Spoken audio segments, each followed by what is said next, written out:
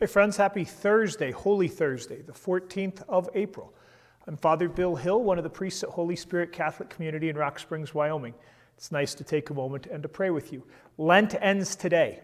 This afternoon, call it 4 o'clock, Lent ends as we enter into the 3 holy days, Triduum, Thursday, Friday, Saturday. Not Lent, not Easter, they're the shortest season of our liturgy, the Triduum. So just know that I'm probably going to enjoy a nice steak this afternoon and rejoice in the gift of the priesthood. This is also called Maundy Thursday, which is a play on the word mandate, mandatum, commandment. Jesus who says, "Do this in memory of me." And traditionally, we have rejoiced in the gift of the ministerial priesthood, because if Jesus says, "Do this," celebrate Eucharist, we also need to have those who can do it. We know that generally in the Catholic system, the presiding at the Eucharist has been reserved to priests and bishops. So anyway, Holy Thursday, Maundy Thursday, the end of Lent, the beginning of Triduum, all of it rolled into one, right? We have these 3 holy days. We'll have a 7 o'clock Mass tonight, English, OLS, Spanish here at SCM. Tomorrow, Friday, we'll have 12 noon, English at OLS, Spanish here at SCM. We'll have a bilingual beginning of the Divine Mercy Novena at 3 o'clock here at SCM. And then tomorrow night, Good Friday, at 6 o'clock, we will do a presentation of the Passion at the Broadway Theater. And then Saturday night at OLS at 8:30, the Easter Vigil. Would love if you could join us for one or all of these services and activities over the next few days.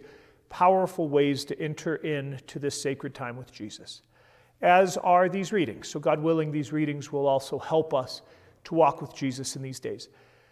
These readings are resonant. They are powerful, much more powerful than I can do justice to them.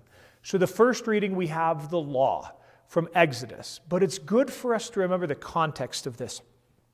It's the 12th plague.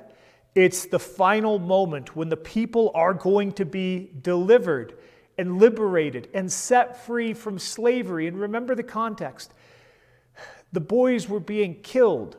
The women were being, raped and mistreated, and all of them were enslaved, and they didn't have enough, and heavy labor was placed upon them, and they didn't have rights in Egypt. Finally, crying out to the Lord their God, they were heard, and they were delivered. And a deliverer was sent, Moses, the lawgiver, and the experience in the desert and the burning bush, and then the 12 signs, and Aaron speaking on behalf of Moses, who himself had a speech impediment. Right, like all of it, these are the great stories of our deliverance. And so there is to be a ritual meal, and the blood of the lamb plastered on the doorposts, and then the destroyer is going to bring justice to those who have been killing the firstborn and all of the males of Israel, and is going to take care of the people finally. And the Egyptians, who were so focused on maintaining their idea of possession, are finally going to be dispossessed. And the Israelites are going to be allowed to be free in the desert. And God is going to provide for them, right? And so they loins girt and staff in their hands, because they are a people who trust in the Lord and a people ready to move. And this is a ritual remembrance every year for them not to grow complacent, to not think that they own the land or anything, that everything that they have comes from God, right? Like all of that is in the simplicity of this law.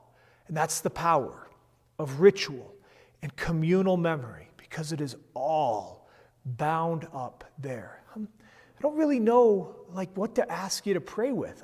What stirs in you in relation to that? Is it freedom? Is it God's care? Is it crying out in the pain of this life? What is it that stirs in you that might be useful? We read the law of how you are to celebrate this meal. It can be dry. We don't appreciate law in the same way. But to remember that there is so much more that is behind this. Okay. Second reading. Might be a little bit of history nerddom here, but Remember that the Gospels were put into final form in writing a couple generations after the time of Jesus. Mark, perhaps the first at about 70, and then Matthew and Luke, maybe later 70s, maybe even into the 80s, then John's Gospel in the 90s. This passage from Paul to the Corinthians is the earliest example we have in writing, comes from the early 50s of the instructions of Jesus for this night, right? When you gather, when you do this, take bread, say these words. Take the chalice of wine and say these words. And as often as you do this in remembrance of me, I will be with you until I come again. And Jesus who tells us to do this. And I don't know about you, but so often I can feel like I screw up and fail to be as merciful and as loving and everything else.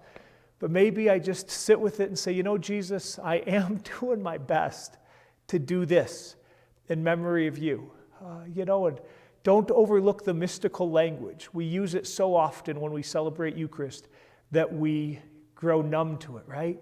But Christ has died, and Christ will come again. That is glorious, mystical, paradoxical language. We don't use that language of anyone else that has died, except in God who brings reversal, right? And maybe we just sit in this mystery of God who even in the midst of death is going to come again in glory, right? All of that. Okay. And then the gospel, the story of the foot washing. I think maybe you know this, but in John's gospel, you have the bread of life discourse in chapter 6, and you do not have a story of Jesus in the Last Supper and bread and wine. Instead, you have this. You have the teacher taking the place of the lowest servant, washing dirt, sweat, dung-encrusted feet before they eat together. The sign of just how terrible Jesus' decision is Simon Peter absolutely refusing to allow the teacher to wash his feet. God who cares for us, God who bends down and encounters our dirtiness, our foulness, doesn't wrinkle his nose, doesn't condemn, doesn't judge, but instead encounters us as we are, washes, dries, loves. Perhaps we just allow Jesus to be present to us. The spiritual sight is that God does this at every moment of every day. We think that it's about us and our control and our power and all of the great things about us, when in reality it is God who cares for us, sustains us, and at every moment is washing our feet. And we are instructed. As Jesus has done, so too should we do. Let us have eyes to see that God cares for us in all these ways. Maybe we ask for the help again to be people who are washing the feet of others. Lots of great stuff to be praying with today. All sorts of things. Best thing you can do after you read these readings, just spend time with God. The more opportunity we have to just be in these moments, these days, to allow God to be present to us, powerful. Happy Holy Thursday. Happy Maundy Thursday. Be mindful of those who suffer and struggle in these days. Keep them in prayer. God bless, friends.